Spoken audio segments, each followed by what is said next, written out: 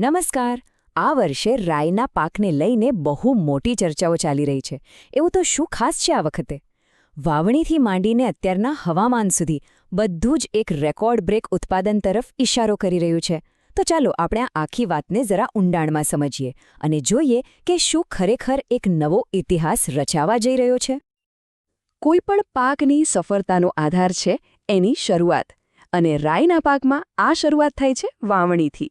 તો ચાલો સૌથી પહેલા એ જ જોઈએ કે આ વખતે સિઝનનો પાયો કેવો નંખાયો છે. અને સાચું કહું તો શરૂઆત જ ધમાકેદાર થઈ છે. આ વખતે રાઈની વાવણીનું જે ક્ષેત્રફળ છે એમાં ગયા વર્ષ કરતાં લગભગ 5% વધારો થયો છે. હવે આનો સીધો અને સિમ્પલ મતલબ શું? વધુ જમીન પર વાવણી મતલબ કે ઉત્પાદન પણ વધારે થવાની પૂરી શક્યતા. તો જુઓ, રેકોર્ડ ઉત્પાદન તરફનું આ પહેલું મજબૂત પગલું છે. ઓકે, તો વાવણી તો જોરદાર થઈ ગઈ, પાયો મજબૂત છે, પણ ખાલી પાયાથી શું થાય? એના પર જે પાક ઊભો છે એની હાલત શું છે? ચાલો હવે એના પર નજર નાખીએ કે અત્યારે પાકની પરિસ્થિતિ કેવી છે. તો પાકની આ સારી સ્થિતિ પાછળનું મુખ્ય કારણ શું? કારણ છે કુદરતનો સાથ.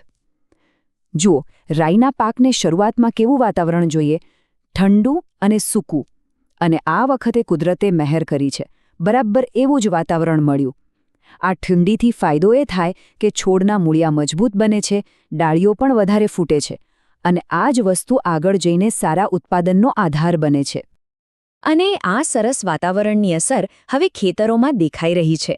પાકનો જે ગ્રોથ છે એ એકદમ નોર્મલ અને સ્ટેબલ છે. મતલબ કે પાક પર કોઈ જાતનો સ્ટ્રેસ નથી, એ પોતાની ગતિએ સરસ રીતે વધી રહ્યો છે.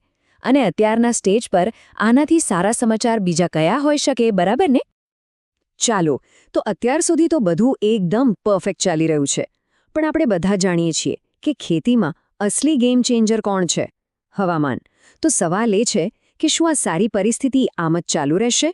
હવે આપણે એ જોઈએ કે આવનારા દિવસો માટે હવામાન વિભાગ શું કહે છે. અને અહીં પણ એકદમ સારા સમાચાર છે. કૃષિ વિભાગનું કહેવું છે કે આવનારા 10થી 15 દિવસ પણ હવામાન પાકને પૂરો સાથ આપશે. અને ખબર છે, આ સમયગાળો સૌથી વધુ ક્રિટિકલ છે, કેમ કે આ જ સમયે છોડમાં ફૂલ બેસે છે અને દાણા ભરાવાની શરૂઆત થાય છે. એટલે જો આ સ્ટેજ પર હવામાન સારું રહે તો એની સીધી પોઝિટિવ અસર ઉત્પાદન પર પડે છે. તો ચાલો આખી વાતને ફરી એકવાર જોડીએ. પહેલું, વાવણી વધારે થઈ. બીજું, શરૂઆતમાં ઠંડી પણ એકદમ જબરદસ્ત મળી.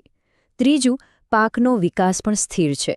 અને હવે આવનારા દિવસોમાં હવામાન પણ સાથ આપશે એવી આગાહી છે. આ બધી જ બાબતો એક જ તરફ ઇશારો કરી રહી છે. તો હવે સૌથી મોટો સવાલ એ જ છે કે શું આ બધા સાનુકૂળ સંજોગો ભેગા મળીને એક વિક્રમજનક ઉત્પાદન આપશે?